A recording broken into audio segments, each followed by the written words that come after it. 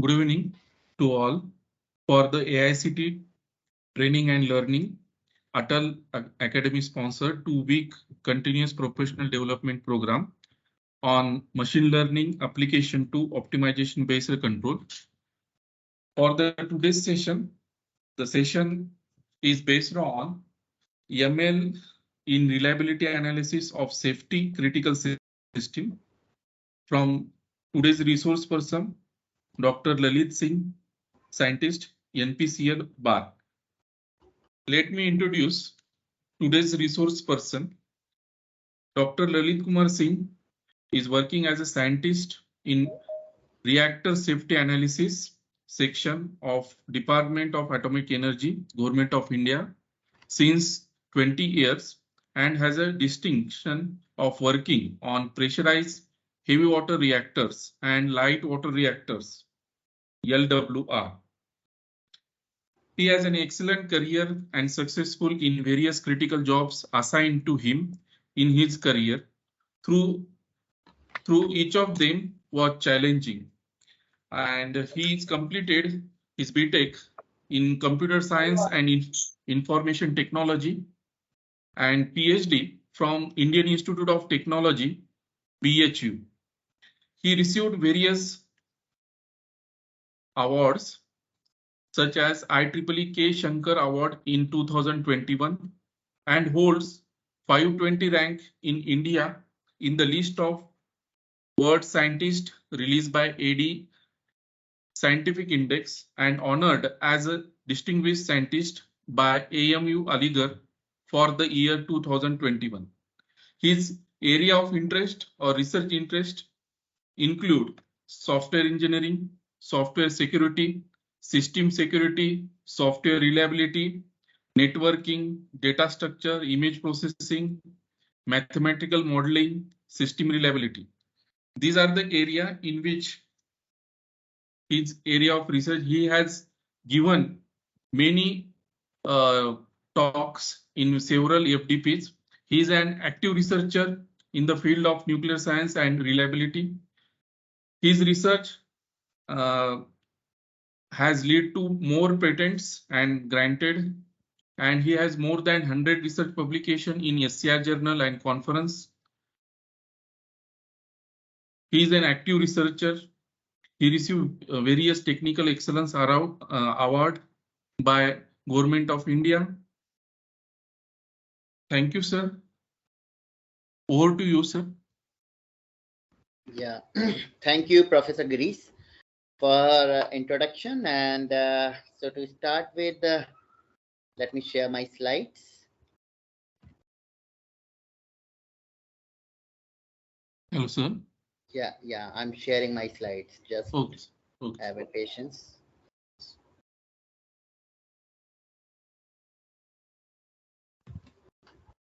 I hope my slides are visible.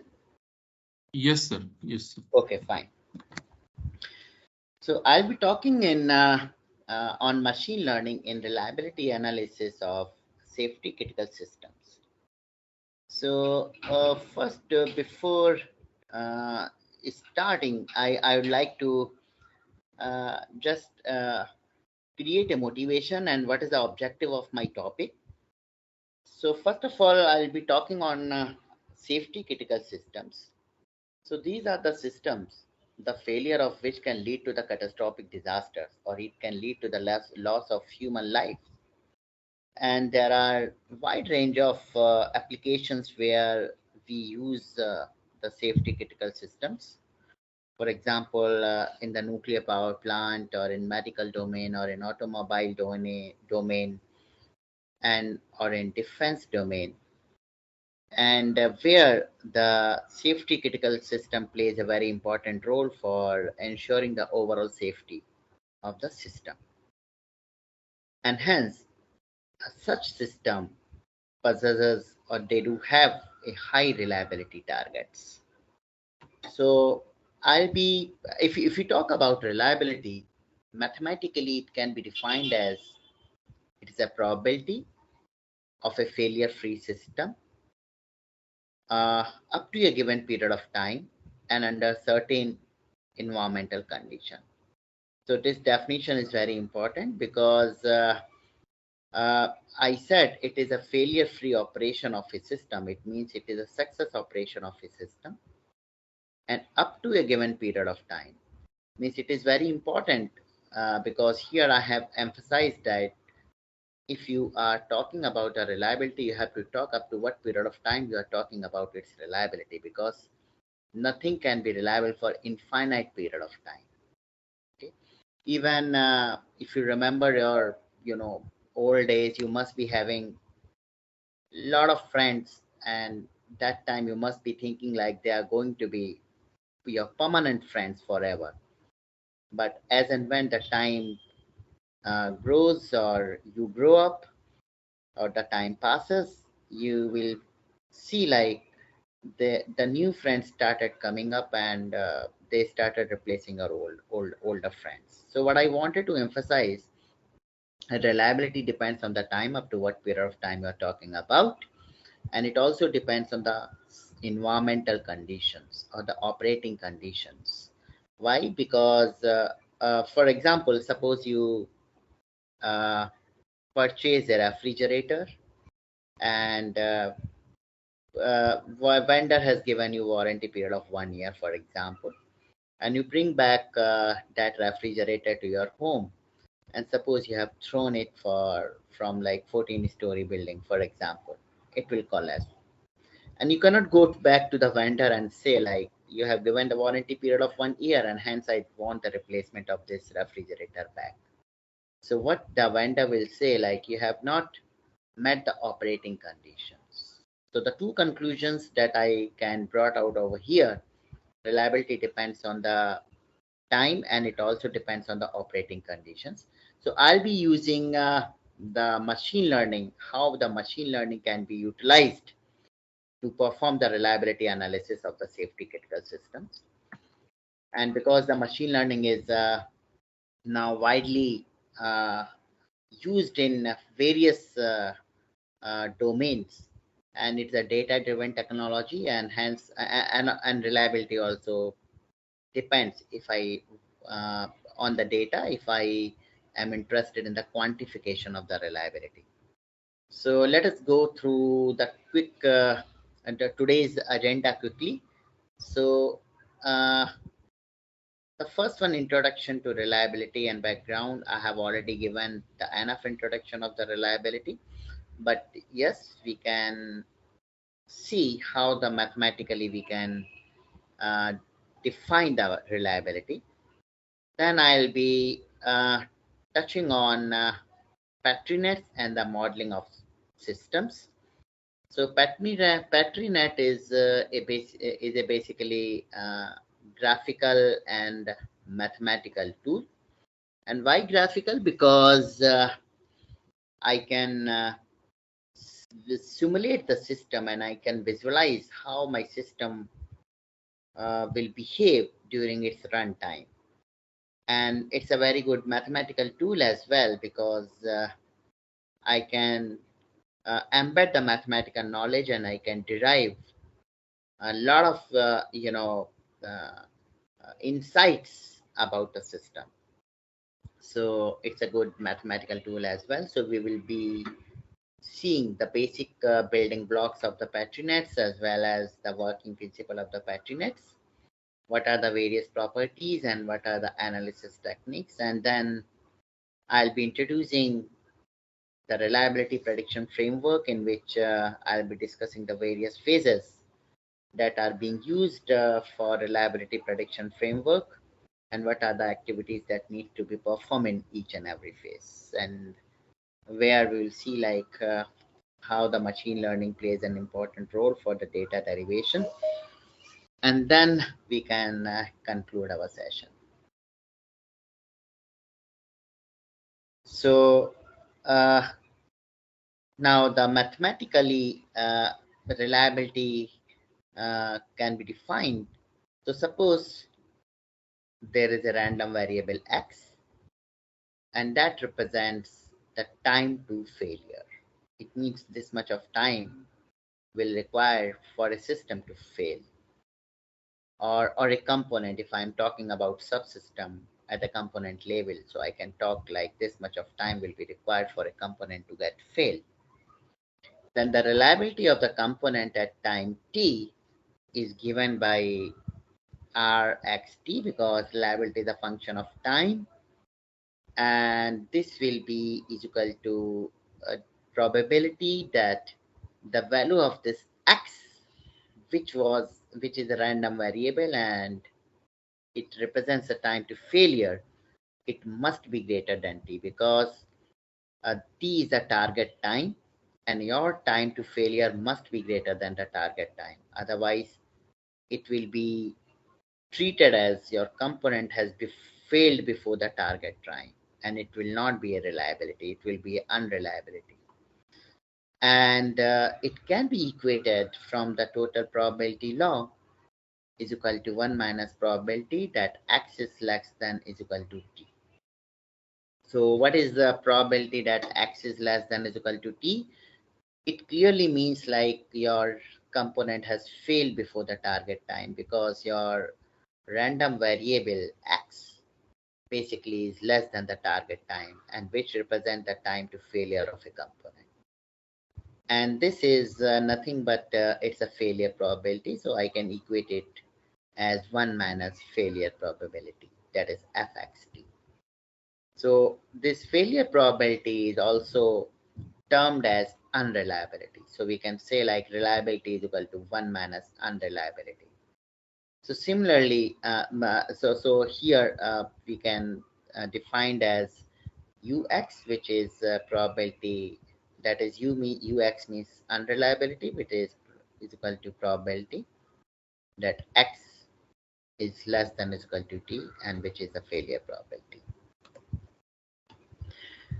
Now, before going to the Petri nets, let us try to understand the traditional models which were used or which are still being used for the reliability quantification.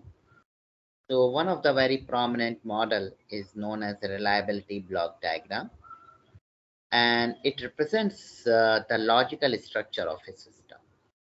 Logical structure in the sense, suppose if you do have a system and it will constitute many components, and you have to show like how those components are arranged in series or in parallel. And then if for example, if there is a small system which contains only two components that are in series and having reliability R1 and R2 respectively, then the reliability of the overall system will be R1 into R2. So if the components are in series, we can use the series reliability formula. If the component are in parallel, we can use the parallel reliability formula. So this diagram, this reliability block diagram, basically depends on on the logical structure of the system. And now the second prominent model is reliability graph, and which consists of set of nodes and edges, and edges are directed arcs, and nodes are represent to model the link between two components, and arcs are used to represent the component itself in the system. So for example, if you are able to see in this figure, the left side is the reliability graph, which contains the nodes and the edges. And here the A, B, C, D, these are the nodes which represent the connectors between the components, and the arcs which are basically component itself. So all the V's, that is V1, V2, V3, V4, and V5, these are the component itself. So I can transform this reliability graph into reliability block diagram also, so which can be seen in the right hand side. So all the A, B, C, D, which represent basically the connectors are basically connectors, and all the V's are represented by the component itself. So V1 is, for example, is represented by 1, V2 is by 2, V3 by 3, V4 and V5 by 4 and 5 respectively. And these are the connectors. And now again, this can be solved. For example, the reliability of these components from 1 to 5 are R1, R2, R3, R4, R5. And then you can see like here 1 and 4 are in series. So the reliability of this segment, the left segment, can be R1 into R4. Similarly, the reliability of the right segment you can calculate with, by using the series reliability formula, and all these three segments are in parallel, so you can use the parallel reliability formula. And one more, a very prominent model which are being used in various safety critical industries are known as fault trees.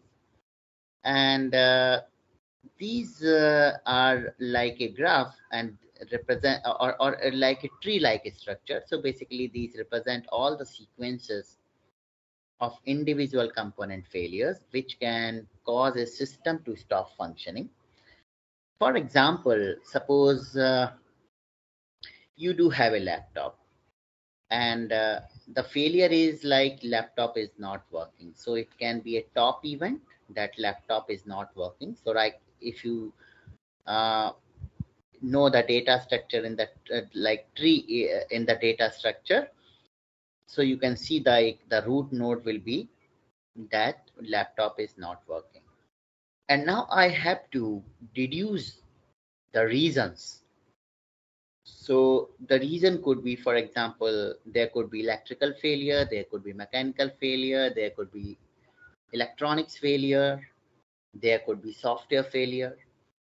For example, in the mechanical failure, now I can deduce further. Probably your screen is damaged or your push button is damaged. Okay. Your electrical failure, maybe your adapter is not working, or your socket from the laptop side is not proper, or from the power supply side is not proper. In the case of electronic failure, for example, some IC got failed, some registers are not functioning properly. Similarly, in the software side, your operating system or your BIOS are not working. So the crux is I have to keep on deducing the reasons till I really reach to the basic event. And then I have to assign the probabilities of those basic events, probably from the statistical data or from your operational profile, or from the data that are being published in the worldwide. For example, if you look into the MIL standard, it publishes the data of the electronic equipments failure. Okay, all the electronics failures. And like for example, Neurox, it gives, or ASME, it publishes all the mechanical failures and so on. So if your basic events are arranged in the AND logic, the top basic event can be calculated by multiplying the failure probabilities of those two basic events. For example, if I say a human is not able to see, then I know he is not able to see if his left and right, both eyes are not working. So suppose, so definitely there will be the AND gate, and because if any eye will be working, he will be able to see. So, and suppose the probability of failure of the left eye is P1 and that of right eye is P2, then the probability of the human is not able to see will be P1 into P2.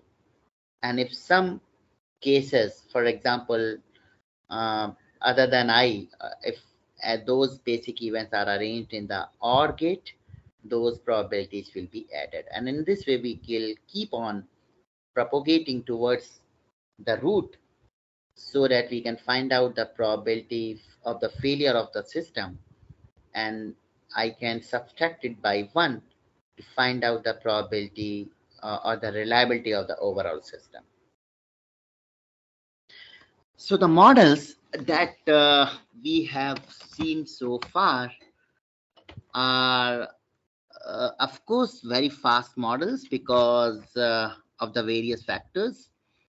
The first one is it doesn't assume the stochastic independence between the system components, and because it is not able to, these models are not powerful to capture the dynamics of the system, right? And as I said, the reliability also depends on the operating conditions. So definitely you need to have a model which can capture the dynamics of the system. And here, so if I want to model the more complicated interactions between the components, then definitely we must use some other kind of models like Markov chains or Petri nets, okay, where we can show such kind of dependencies among the components. So coming to the Markov models, the concept was introduced by Andrew Markov in 1940s, and he introduced the concept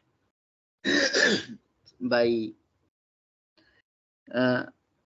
he introduced this concept to model a system into the various states. He thought like any system can be decomposed into the various states, and those states can be categorized into the behavioral states as well as the failure states.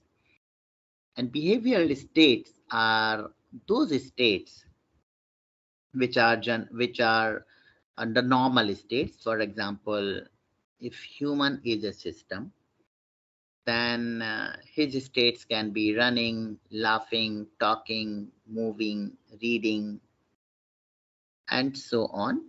And a failure state could be like meeting an accident or something like. Okay. So these states can be transited from one to another. So basically it contains the two important building blocks. One is set of a state, and the second one is the transitions between state. For example, if a human being is eating, he can transit to sleeping, or he can transit to running, and so on. Okay, so it has a capability to depict the stochastic process or to depict the stochastic behavior. Okay, so it has so so two building blocks are system states and the transition probabilities. So one state can transit to another state based on it depends on the statistical data, and hence we can assign the transition probabilities accordingly. So let us now look some of the mathematical concepts which are being used in the Markov chain, and that also will be used in our kind of framework. So suppose the I and J, these are the two states in the Markov chain, and let Qij be the transition rate from state I to state J. Then the self transition rate, that is Qii, will be equal to minus, and we have to sum up all the transition rate from that state to rest of the states. So here I have clearly mentioned J should not be equal to I. And in this way, I can find out the all the diagonal elements of the transition rate matrix. So rate matrix means we can define the transition rate matrix by Q is equal to Qii, and it all depends on how many states are there. For example, you do have a system contain 10 states. So 10 states you can define in the rows and 10 states in the column, and you can then fill in the elements with the transition rate from one state to another. And in this way, we can, and all the diagonal elements will be defined by this equation that we will see when we'll be touching on the case study. And now coming to the Petri nets. So Petri nets, the concept was introduced by C.A. Petri, and who was a German PhD scholar in 1960s. He introduced this concept in his PhD dissertation, and it is as I said, it's a very good graphical tool as well as mathematical tool. So we can use the mathematical knowledge to derive various state equations to know more and more insights about a system. So it's the best communication between the theoreticians and the practitioners. And almost every process, every kind of process can be modeled, either it is stochastic or deterministic or like concurrent, distributed, or any kind of systems. So let us now look into the history of this Petri nets very quickly. So the concept was introduced in 1962, as I said, and after going through the thesis, the researchers thought of exploring this concept to be used in the parallel or in modeling the concurrent systems, because that was the era where the people were striving for the concurrent processes or the parallel computations. And with this objective, MIT USA conducted a conference on concurrent systems and parallel computation in 1970. And the conference was very fruitful, and the researchers were trying to strengthen the power of this model. And with this objective, again, they decided to meet after 5 years.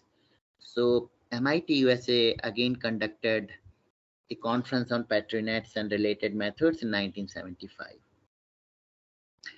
And after that, the industry started using it, and looking at the industrial demand, the course on the journal Net Theory of Processes and Systems was started in 1979.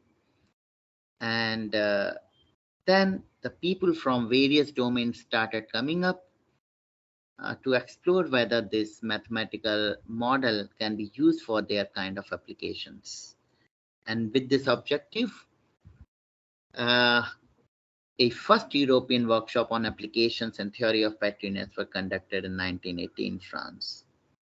And then the various flavors of the Petri net started coming up. For example, if I wanted to work on the embedded systems, probably those are the real-time systems, and hence my model should be able to embed the timing information, and such kind of, and Petri net which can embed the timing information is known as timed Petri net, of which the first international workshop was conducted in 1985 in Italy. So, and there are other flavors of Petri net as well. So this is not an exhaustive list, but I thought of putting this slide to know like how the concept of Petri net started and what are the various milestones through which the use of Petri net started popularizing in the industries. And if you look into the applications of the Petri net, it can be used in all the kind of applications almost. So now let us try to understand the working principle of the Petri nets. So first I'll be touching on the basic building blocks of the Petri nets. So suppose I want to model a very small basic chemical equation which you might have studied in your 8th or 9th or 10th class. That is 2H2 plus O2 that gives 2H2O. And so this model can be created with the help of the Petri nets. So, and the figure that you are able to see is basically depicting the left side of this equation, that is 2H2 plus O2. So first let me let me discuss about the basic building blocks. So you are able to see there are three big circles, and I have used these three big circles, one for hydrogen, one to represent hydrogen, one to represent oxygen, and one to represent water. So these three big circles are known as places, P-L-A-C-E, one place. So there are the three places: hydrogen, oxygen, and water. Then there is a rectangular block, and this is known as transition. And the place can be connected to the transition, and transition can be connected to the places, but there cannot be a direct connection between places or transitions. And the connectors between the places and transitions are known as directed arcs because it does contain the direction. And so for example, in this figure, the hydrogen place is connected to the transition T. Similarly, and in fact, all the places are connecting to the transition T, okay, by the arc. And the arc can be input arc or the output arc.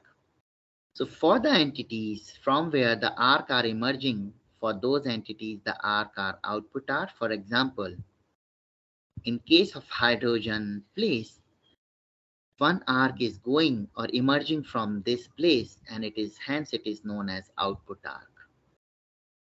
And for the transition T, the two arcs are terminating on it.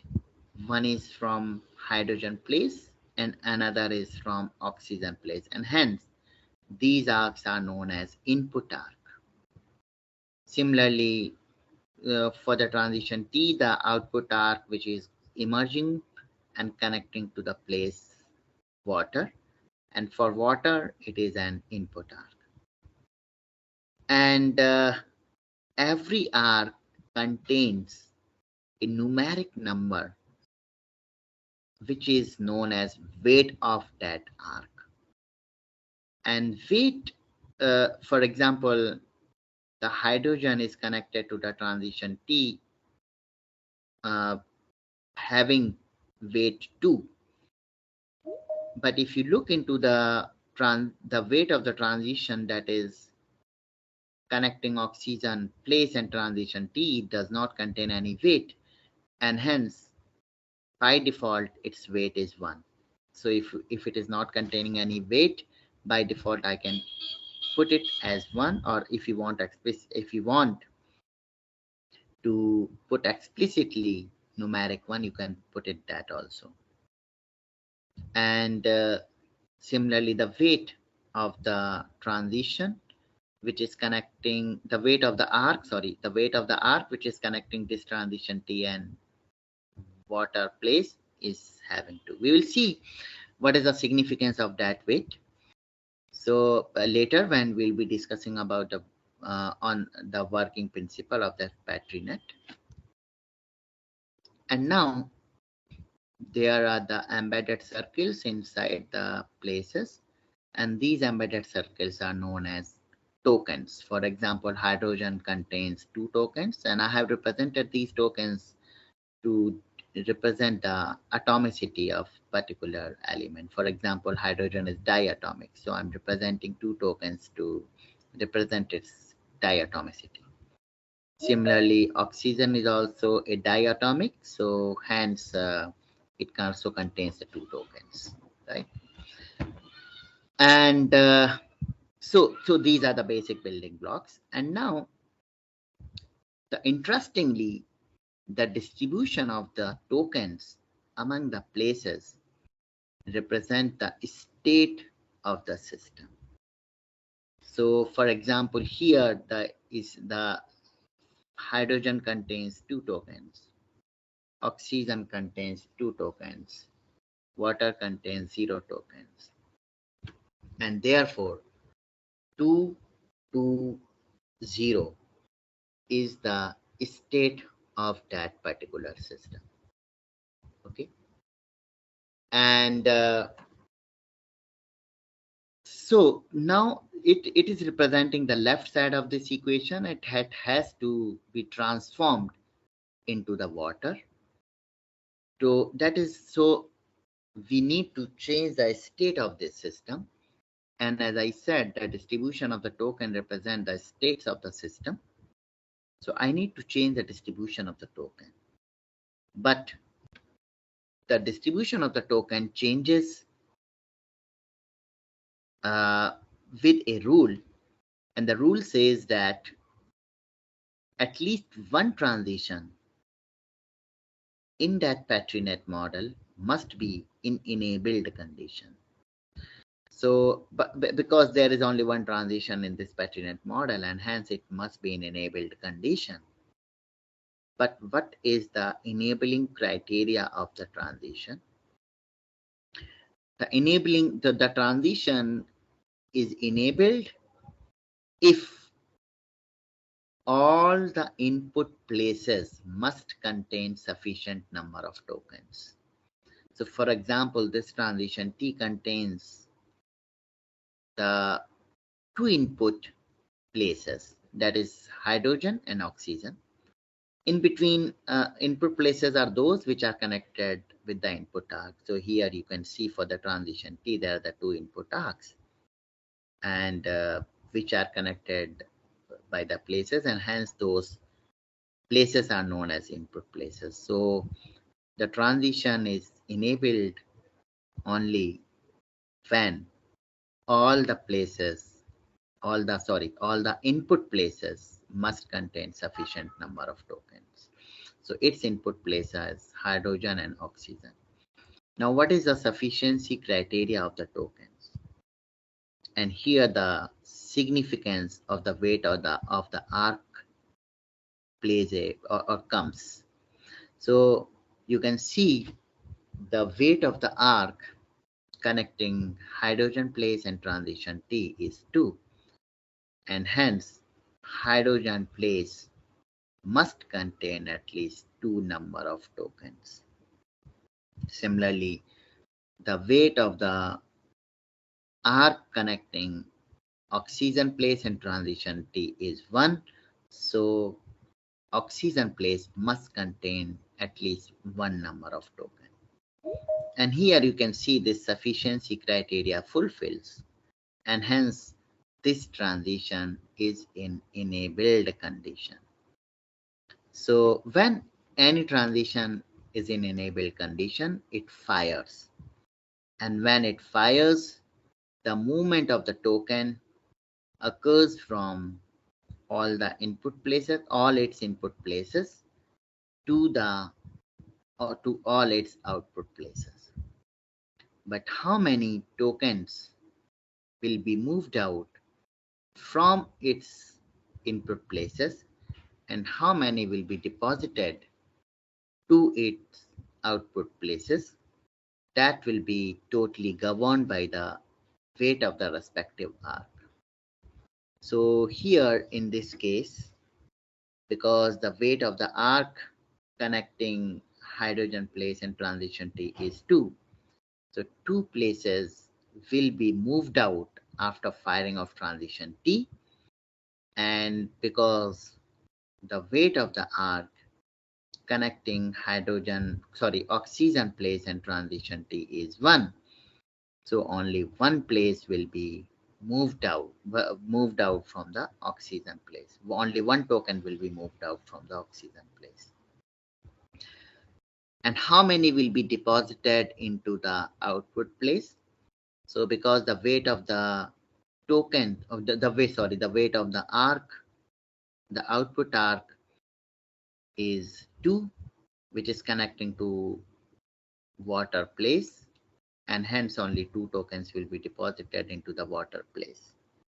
So a very interesting fact I can conclude from this discussion that there is no law of conservation of tokens, because if you look here, although the 3 tokens are being removed from all the input places, if you sum up all the tokens from all the input places, but only 2 tokens are deposited in the output place, because, and hence there is no law of conservation of tokens. The movement and the removal and the deposition of the tokens will be only governed by the weights of the respective arc.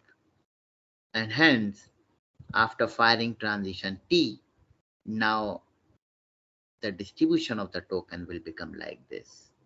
So the 2 tokens have been moved out from the hydrogen place, and 1 token has been moved out from the oxygen place, and the 2 tokens has been deposited into the water place. And now you can again check the eligibility or the fireability criteria of the transition. So here you can see like the transition T is no more fireable, because what was the condition? I said all the input places must contain sufficient number of tokens. And here the input place hydrogen now is not containing sufficient number of tokens, which must contain at least 2 number of tokens, because the weight of the arc connecting the hydrogen place and transition T is 2. However, oxygen place contains sufficient number of tokens, because the weight of the arc connecting oxygen place and transition T is 1. But there is AND logic, there is no OR logic. It means both the places must contain sufficient number of tokens. And hence, this transition is no more fireable, and we have reached to the end state. It cannot be converted into further.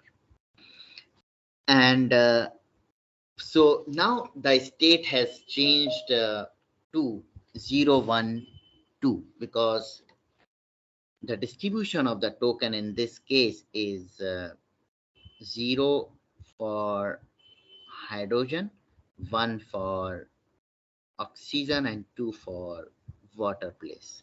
So 0, 1, 2 has become the new state of the system. So now one interesting conclusion we can draw from all this discussion, that PatriNet is such a powerful tool that it also helps in identifying the state space of your system. State space means what are the total possible states of your system throughout its operational period or throughout its operational life. Okay. So, and with this, I want to introduce a concept of reachability graph. So reachability graph is nothing but it is a graph which contains nodes and arc, and nodes represents what are the possible number of states, and arc represent the transition of state from one state to another state.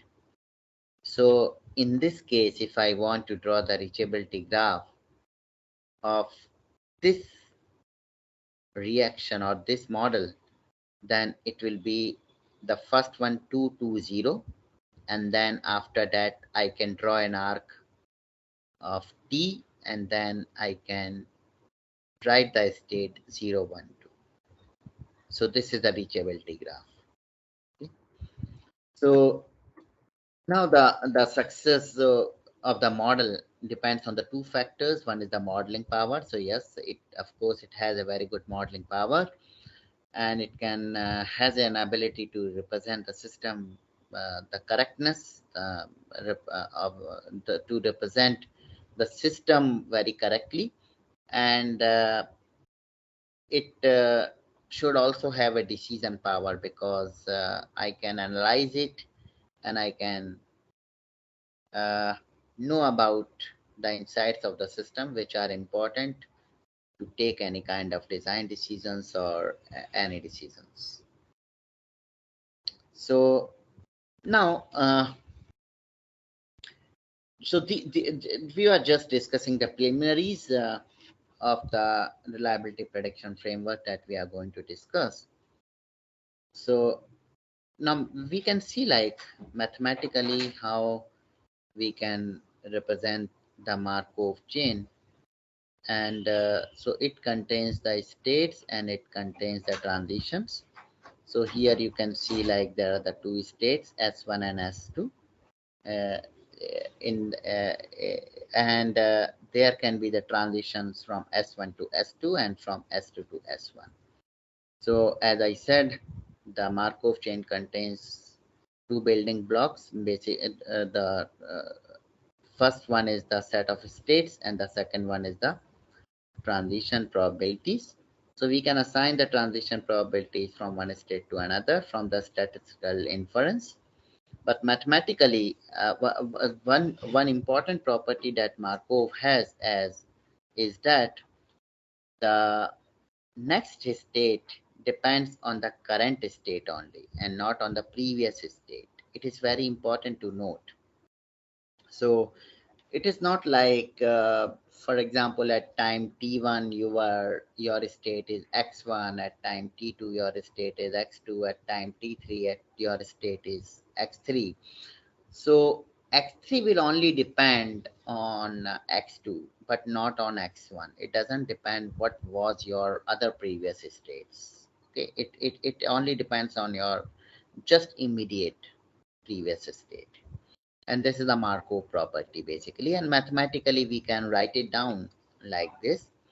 So suppose there is a sequence of random variables x1, x2, x3.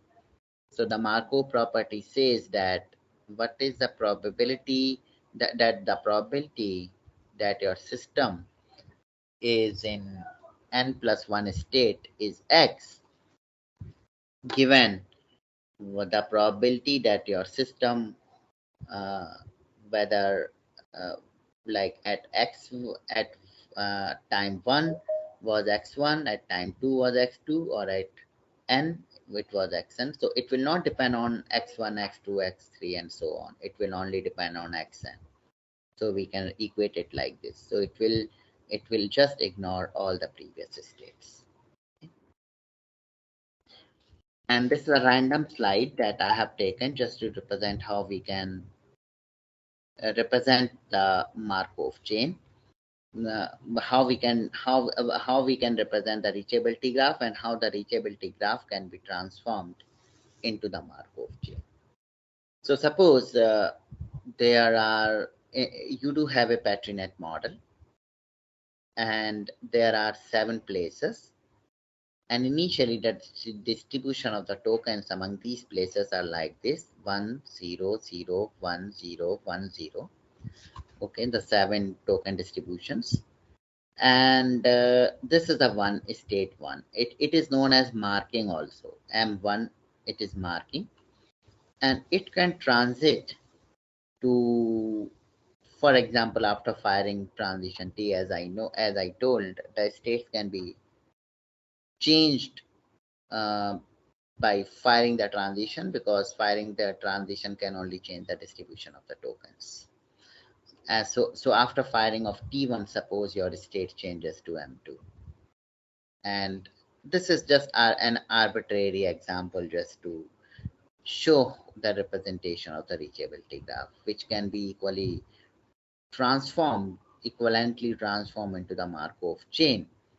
And these M1, M2, and M4 are nothing but these are the states, so which I represent with the help of the circle in Markov chain 1, 2, 3, 4, and all the arcs basically represent the transition rate of these transitions. So transition rates are the number of transitions per unit time. It means per unit in 1 unit time, how many times that particular transition has fired. Okay, that is the frequency of the firing of the transitions. So the advantage of the Patrinet over the Markov chain is manifold, because the Markov chain, as I said, the next state only depends on the current state, but it may not be possible in the in your many of your systems. There may be higher order systems also in which your next state is not depend on only on the current state, but also on the previous status may depend. Okay, if you don't have the linear model, in the non-linear model, it may depend on the previous states as well. The second one is in the Markov chain, the transition rates between the states follows the exponential distribution, and which is also not necessary in your systems. And the other disadvantage in the Markov chain is if you are in one state, you can reach to only next possible state can only be one. You cannot have the parallel transitions. And in case of today's, because now you do have a lot of multi-core processors and all those, so definitely you have to have a model which can show this concurrency, which is not possible in the Markov chain, and all those limitations can be easily handled by the Patrinet. So now let us introduce the reliability prediction framework. And so the first phase is the Patrinet model creation, in which we have to create a Patrinet model given the system specification. So how a small example, we have seen the creation of the Patrinet by of that chemical equation, but we will take a real case study in which we will see again how we can create a Patrinet model considering a large scale system. And then that Patrinet model can be converted into the Markov chain, and which basically can be used for the reliability computation. Okay, so the phase one we have already discussed, and the phase two also we have discussed, but we will see like in the case study as well. And the reliability computation can be done by solving the Markov we can solve the various state equation to compute the reliability. Okay, so now let us let us go through one important concept which we will be using in the reliability prediction framework. And so suppose you do have a pi it, that is be the it is a like probability that a system just a moment, yeah. So this is pi it, this is a probability that a component is in a state I at time t, and where I can be categorized in the failure as well as the behavior states, as I said. So I'm just representing failure states. It could be 1 to m, behavioral states could be 1 to n. And as the t goes to infinity, these probabilities converge to the stationary distribution. The statement is very simple. It clearly means that see, every system takes time to settle down, and But if your system is large, it will take larger time to settle down. For example, suppose you do have a, you know, water in a very small glass. Okay. Now here it will, this water will take some time to settle down if I put it on the table. But suppose if you do have a very large tank, for example, virtually at the room, at the size of the room, the initially the water will be very zigzag and it will take a longer time to settle down, and that time will be very um, much as compared to this time. In fact, this time will be like infinitely small than this time.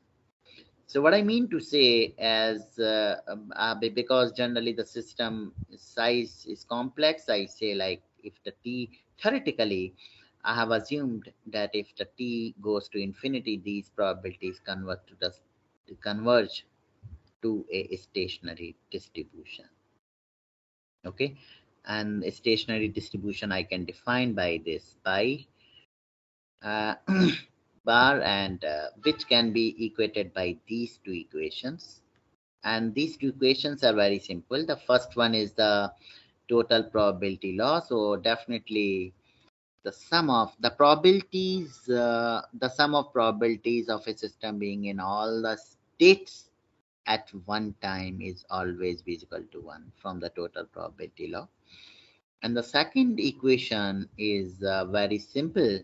It can be understood by, okay, considering the same example as we were dealing with the large scale system. So, let us see, let us say like this is a huge tank and you have filled it with water and kept it down somewhere. So, for example, at time t1, your state is like this, for example, or let us say at time t0, your state is s0. And after time t1, let us say uh, your water is approaching to the settling process, and now the state is S1. So definitely the state S1 will be equal to state S0 into transition probability from S0 to S1. And suppose this transition probability is P1. So let us say it is S0 into P1. And again, for example, further time t2, or again it is approaching to much settling process. These are not labels of the tank, but these are the state I'm just representing. The labels are same. Okay. And now let us say the state is S2. So definitely the state of the S2 will depend on S1 into, if the transition probability from S1 to S2 is P2. Okay, so this is state S1. And suppose it finally settles down at state Sn, right? And now it has completely settled down. So what will be the Sn plus 1 state? Definitely the Sn plus 1 state will be the same. Okay, so but the equation remains whole same. So I can write it down, dot dot is equal to Sn into transition probability Pn plus 1. And here Sn plus 1 is nothing but same, so I can write it down. Sn is equal to Sn Pn plus 1. And this is what, like this equation. So the next state and the previous state is same. And because we are dealing with, because one system may have several states, so here I have taken the state transition matrix rather than only one probability.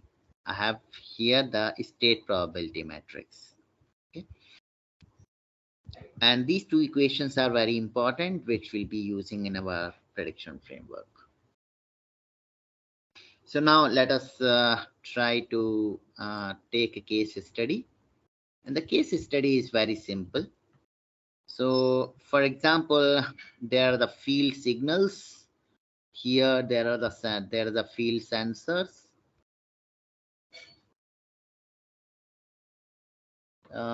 In some nuclear power plant, there are the field sensors, and the data is coming either in form of current or in form of voltage. There are some RTD signals as well for temperatures, and these are coming to a embedded unit. Let us say it is an embedded unit 1, and because this data has to be processed, and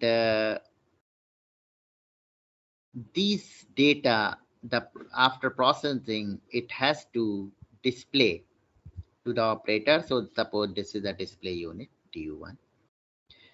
Now for redundancy, I have taken the 2 embedded units so that in case of one fails, the other will be able to take over. So these redundant sensors are also coming to this. Okay. And there is a dual network. For example, this is LAN 1 and this is LAN 2. And these are connected to both the LANs, and this is also connected to both the LANs, and here this is also connected to both the LANs. And for redundancy, I do have 2 displays as well, display units. Right? This is my system architecture, for example. And I'm interested because my data packet is important. Each and every data packet is important, and I have to compute the reliability of this communication module. So first I design a protocol, and the protocol is very similar to, for example, you want to dial your friend, you take out your phone and start dialing the number to your friend and say hello, and you will get the acknowledgement hello back to you. And if you don't get the acknowledgement back, you will again say hello. So but how many times you will say hello? Probably 3, 4, 5, 6 times. After some time, again, if you don't get the acknowledgement, you will probably assume that there is a signal problem, and you may have to disconnect the call and you will try again, right? Or otherwise, if your link is established, you can start conversating. And the similar protocol has been considered here as well. So when your embedded unit, this is EU, is embedded unit, sends a new packet, because every data is sent in a packet format, you are keeping one variable known as count, which is set to 1 because it is keeping a trace how much time you have sent the same packet. And your embedded unit will wait for that acknowledgement, for example, T1 time after sending this packet. And if embedded unit receives the acknowledgement before this time, you will declare that packet send is successful. And you are keeping one semaphore variable, for example, new SI, and it is a kind of flag. For example, if something is being successful, I have raised a flag. Otherwise, I will raise down the flag. Okay, so it will keep on changing the complement. So definitely, as I said, count will trace how many times you have to try sending the same packet. So you can fix it. For example, you have fixed it 3 times or 4 times or 5 times.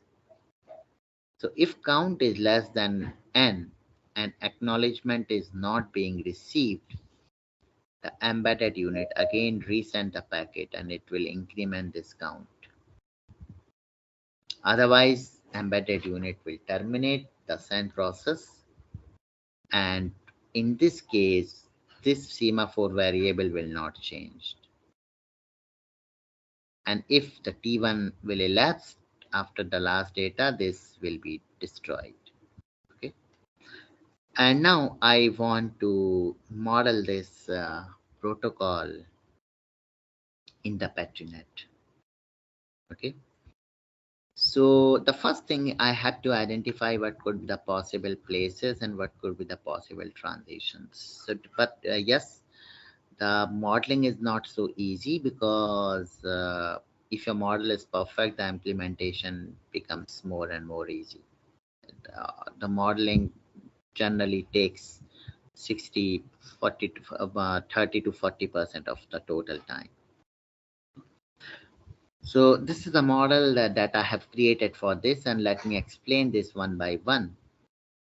So these are the places. So first important thing to note it down that all the weight of all the arcs are 1 because I have not put any weight. So by default, the weight of all the arcs are 1. Okay. And initially, the two places are containing the tokens.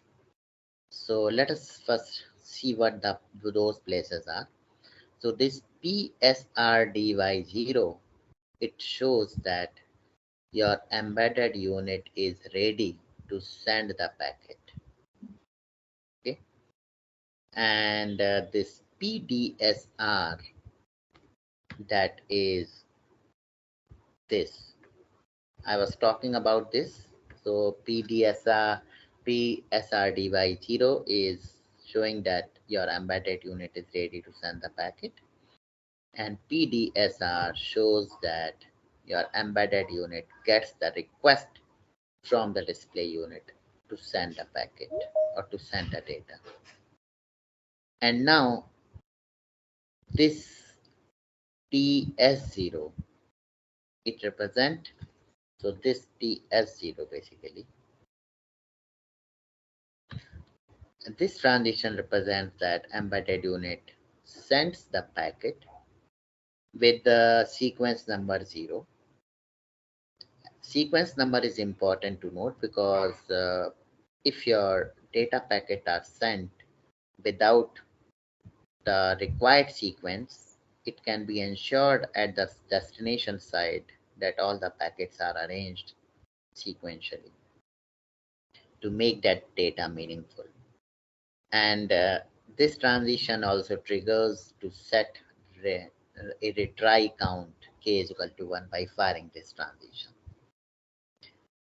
And after that, once the data is sent, once the embedded unit sends the data, the embedded unit will wait for the acknowledgement with sequence number 0, which is done by this place if the token deposits in this place, PSW0.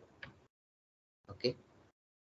Or so here this PS0S shows like data packet 0 with sequence number 0 has been sent. This is PS0S.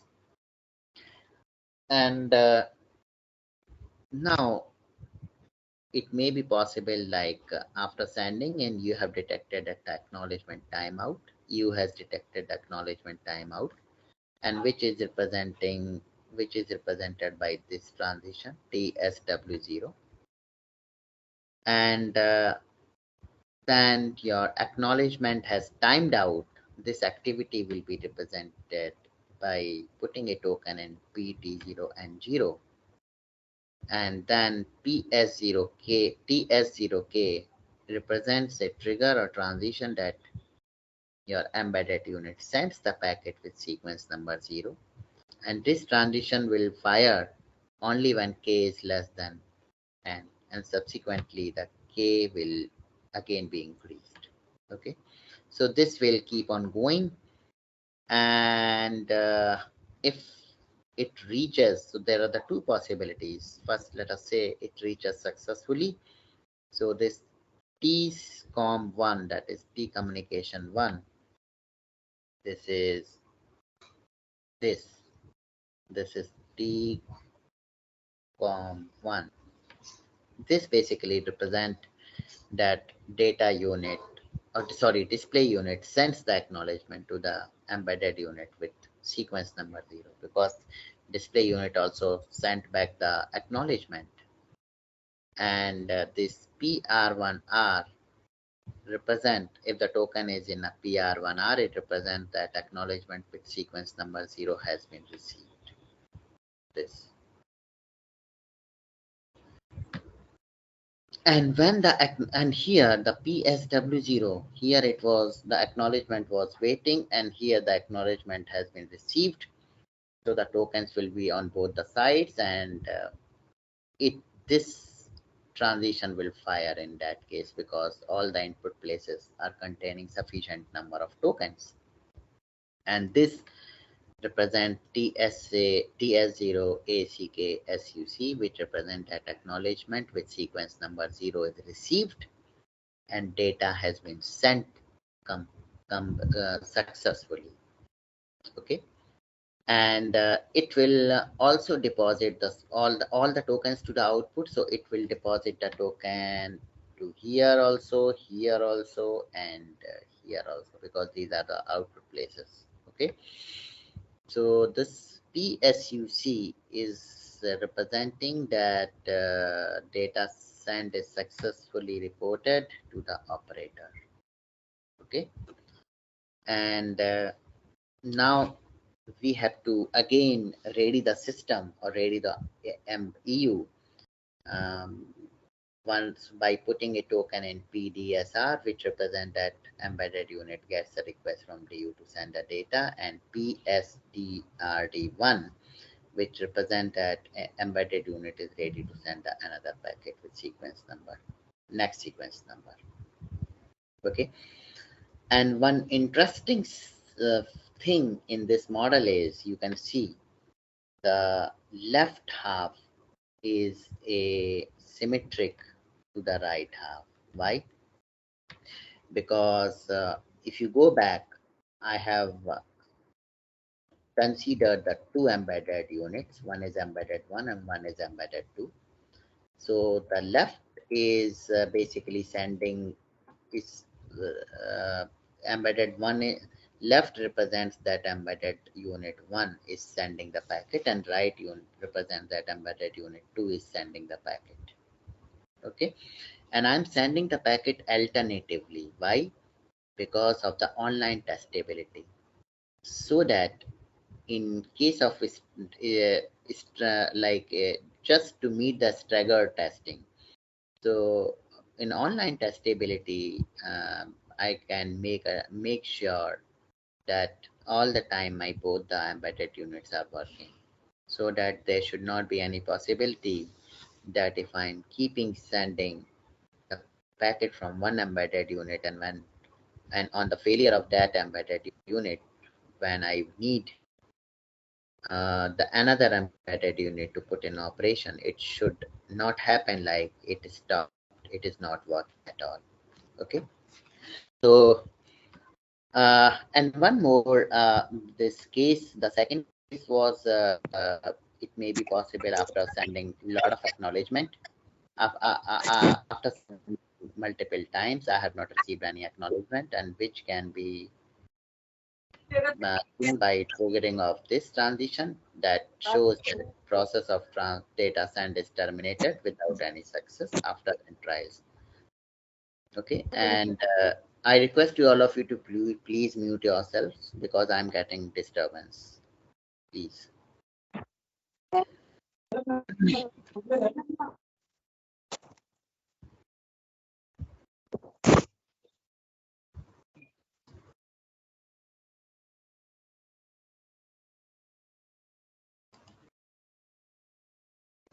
Okay. Okay, so there was one possibility that the process of data science is terminated without success after n trials, and which can be shown by triggering this transition. And in this case, the token will be deposited here in this place, PDSAU. So this is the entire model basically.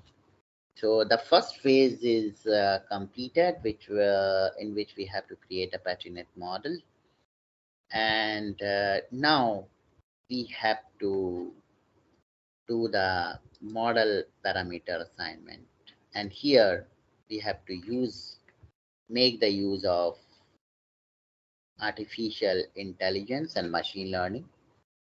So the model parameter assignment is we have to assign the transitions, the delay of each and every transition.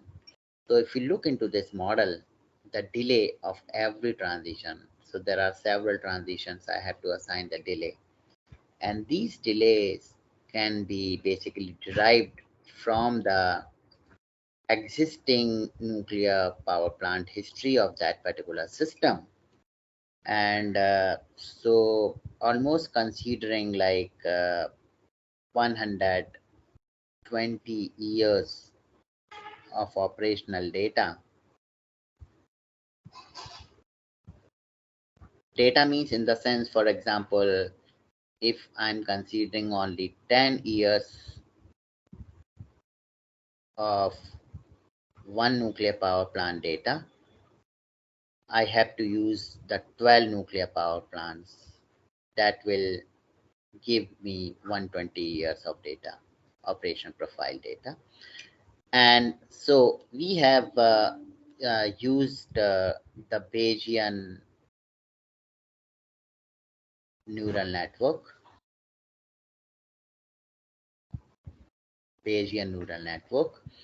And in this Bayesian neural network, what you do is you basically feed the statistical data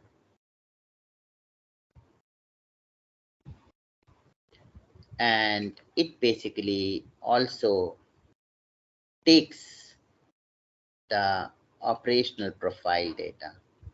It is the operational data, and by convoluting these data, it will basically derive the new data which has to be put into the transition, and how it is basically capturing the stochasticity.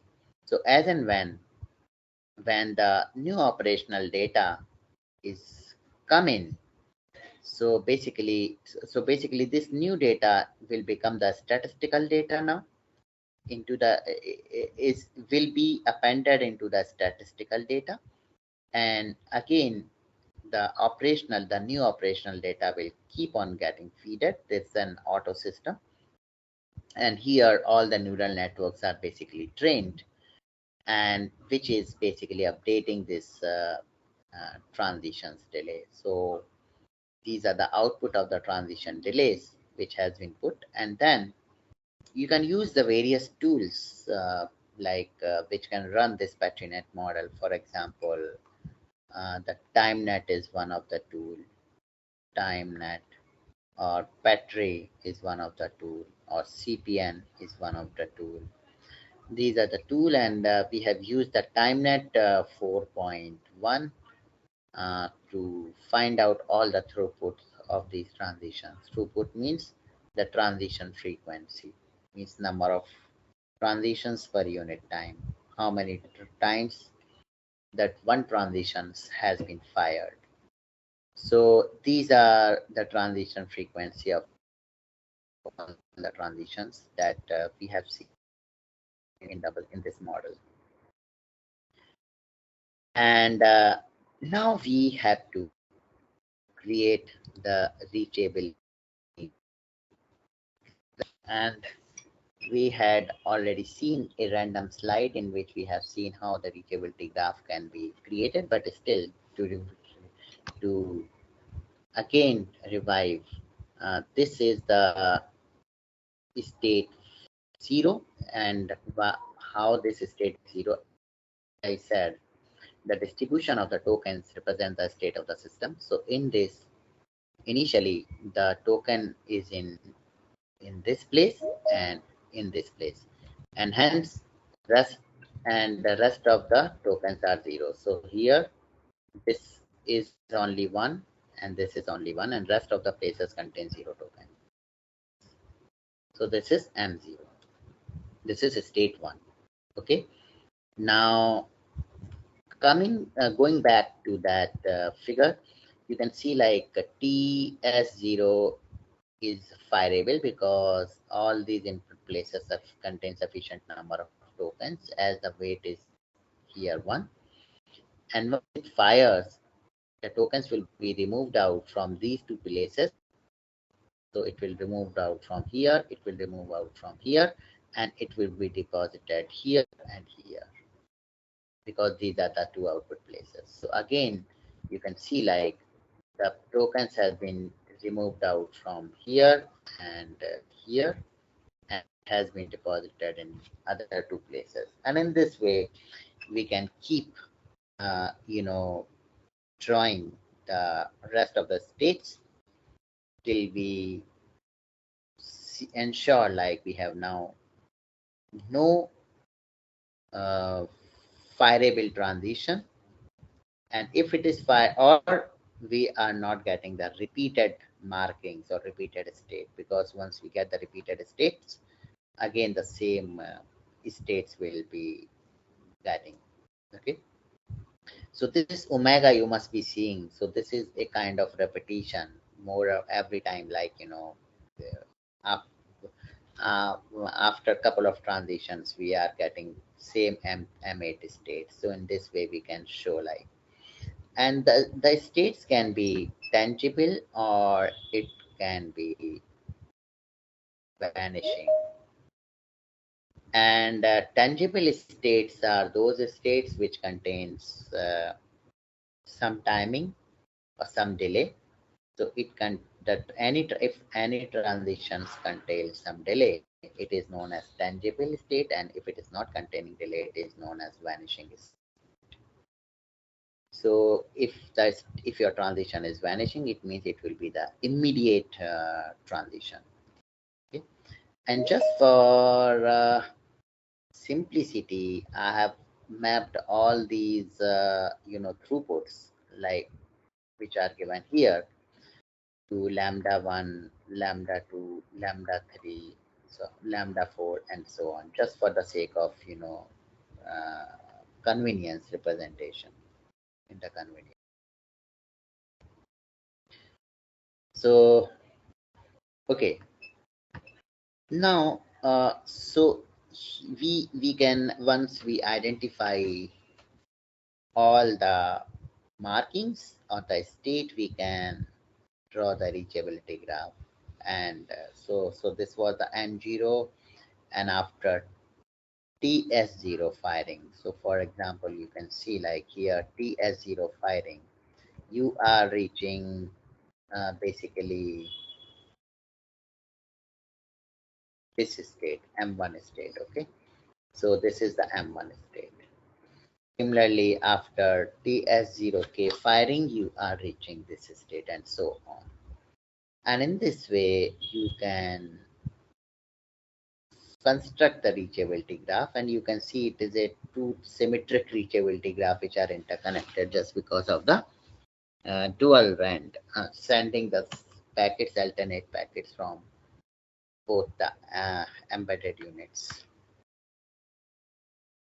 And this reachability graph can be transformed into this Markov chain, which also we have seen when we were talking with a random slide. Just to refresh you, let me go back to the same slide where I have this is that one. So how the reachability graph can be converted into the Markov chain.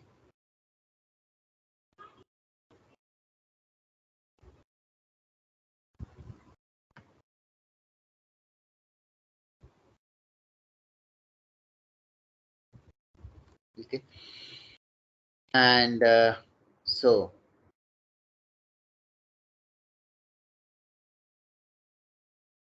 yes, so this is just we have to show all these markings with these circles, because these are the states, and these are basically the transition rates I have given, and which we will from this transition rates, these transition rates can be converted into the transition probabilities as well. So we will see how we can convert it into that. So, but all the lambdas which has been mapped here, as I showed, are these transition rates. And now I have to create the Markov chain. And so this is a Markov chain I have created, but let us try to solve this Markov chain. So first I have defined a generator matrix Q, which I have already shown you that if it contains all the states from M0 to M9. So M0 to M9, this is M9, and in the rows and in the columns, and you can then fill in all the elements. So you can see from M0 to M1 it is transiting with lambda 1. So this is lambda 1. We have already seen how we can compute the diagonal elements. So diagonal elements you can see. Let me go back so that you can refresh yourself.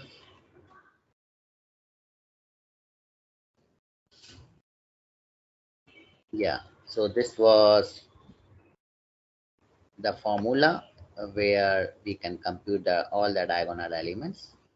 So you have to minus, and then you have to sum the rest of the elements in that particular row.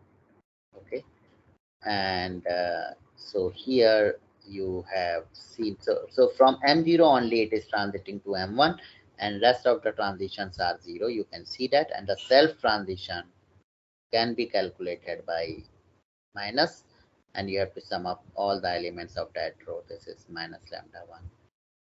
So similarly, let us say from M1 it is transiting to M4 by with lambda 1 1, and M2 with lambda 3.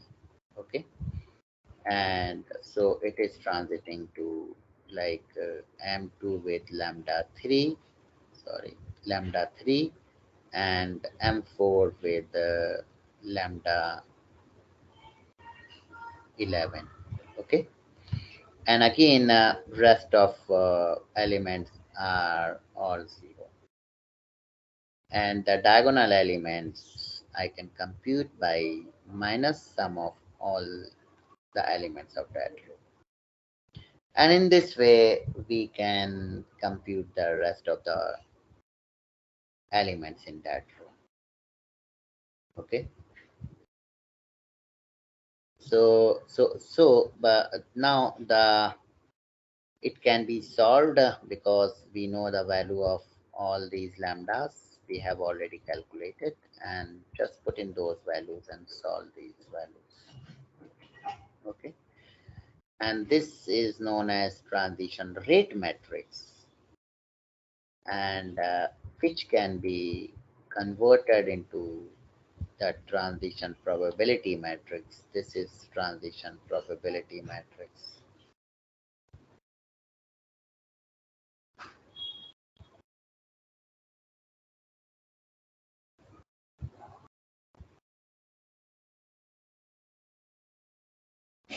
And we have derived this transition probability matrix from the transition rate matrix. So this is transition rate, Tij, from state I to state j.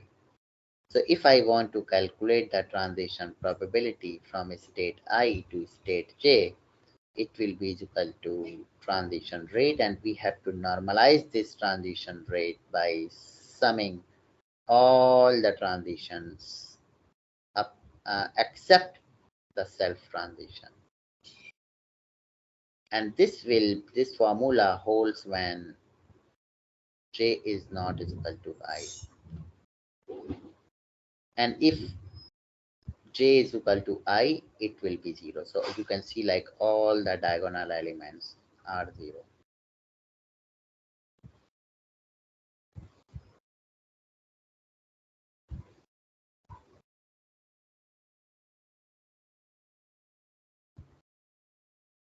Okay. And rest of the elements you can compute from this formula. Okay. So Ti, for example, this is T00, this is T01, and so on. Okay, so every element is basically Tij. And now we have to use those two beautiful equations and which we were discussing. So let me go through those equations. And one is this, that is so I have already seen there are 9 states and 10 states from M0 to M9. So sum of all those states will be 1. So M0 plus M1 up to M9 will always be equal to 1. And then we have like these, the second equation is like this. So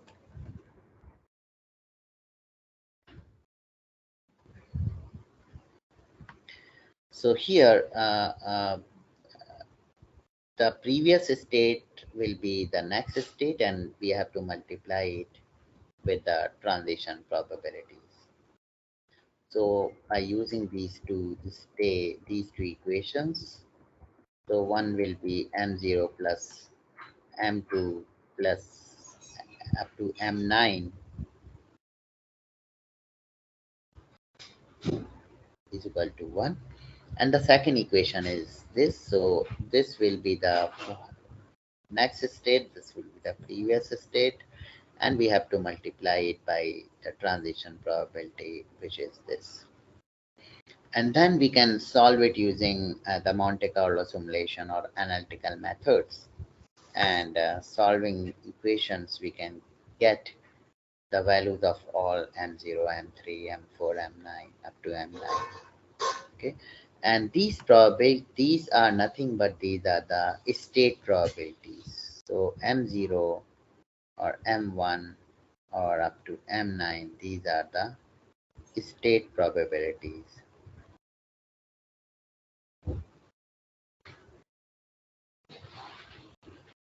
Okay. And interestingly, you can see if you want to analyze this Markov chain, you can see this M3. M3 is a state which is basically confronted when your acknowledgement is not sent successfully, right? So this is basically a failure state. Similarly, the M8 is also a failure state because it is also confronted by after firing of the transition of this unsuccessful. Okay, and hence for quantification of the reliability you have two options. You this either this M3 or M8, these are the failure states. So you just exclude these state probabilities and sum all the rest of the state probabilities, and that will give you the quantification of the reliability. But if you want to reduce the processing logic, then you can add these M3 and M8, which will give you the failure probability of the entire system. And then you can subtract this by 1, right? So 1 minus, suppose, M3 plus M8, and that will give you the quantification of the reliability. So this thing has been done here. So you can see like the reliability of the communication module, it will be 1 minus the probability of M3 and M8, and which has been uh, demonstrated as or calculated as 0.99603. Okay, so in this way, like we have seen like how we can quantify the reliability of the of any system. And so just to quick review of today's session, we have seen the importance of safety critical systems, and we have seen these are the systems, the failure of which can lead to the catastrophic disasters, or even it can take the lives of the human being, or destruction of any important utilities. And for example, you can see various accidents like Tharite 25 is a very prominent accident, 3 Mile Island is a very prominent accident.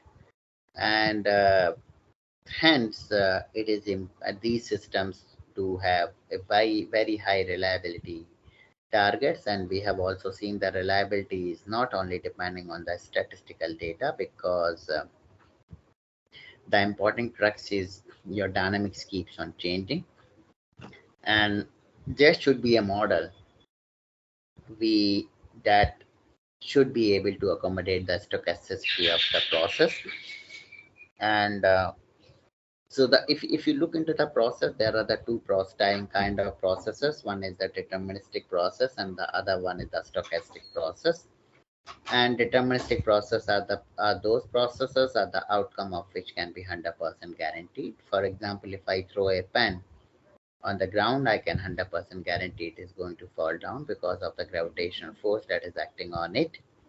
And there is no randomness in the system. But when the stochastic processes are those processes, the outcome of which cannot be 100% guaranteed in spite of rigorous planning and authentic design.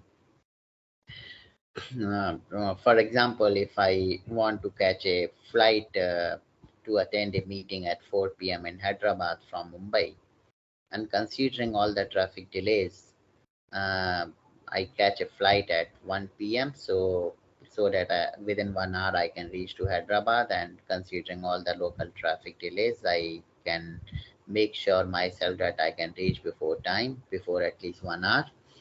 But in spite of this rigorous planning, I may miss my target because of various factors. Either there may be long delay in the flight, or flight cancellations because of technical or administrative reasons, or there are like unpostulated kind of traffic delays or whatever, like could be the reason. But I want to emphasize there could be a randomness in the behavior, and that depends on the runtime or dynamics of the system. And hence this we have seen the PetriNet model is a powerful model which can capture the stochastic behavior or randomness or the dynamics of the system, and hence it can reduce the uncertainties, and moreover then the data model, we have seen how the data model they can be derived from the machine learning and artificial neural networks.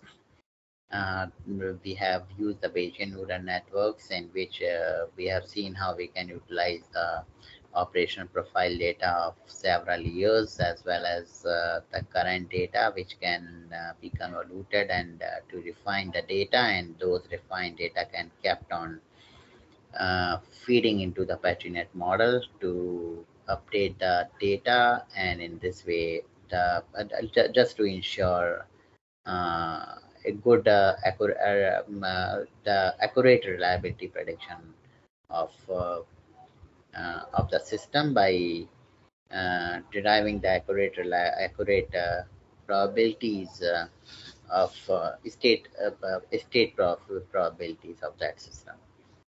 So, but yes, modeling requires a lot of effort and a lot of experience as well. So, and if your system is really large, you can break it down into the various segments, because it may be possible that every functionality may not be required such a cumbersome analysis. You can break down into the safety critical or severity of the safety with respect to the functions, and only those functions can be assigned to those components which can be modeled and which can be analyzed with respect to this reliability. And in this way, we can also analyze the reliability of the interfaces also, if we feel like those interfaces are very important. For example, we have seen the communication is one of the interface between the embedded unit and the display unit, and hence we have calculated the reliability of those interfaces. And then if all those components are arranged in the series, we can use the series reliability formula to compute the overall system reliability formula. Or if they are arranged in parallel, you can use the required formula. So that's all I wanted to tell you. And in case you do have any doubt, I will be happy to answer. Thank you.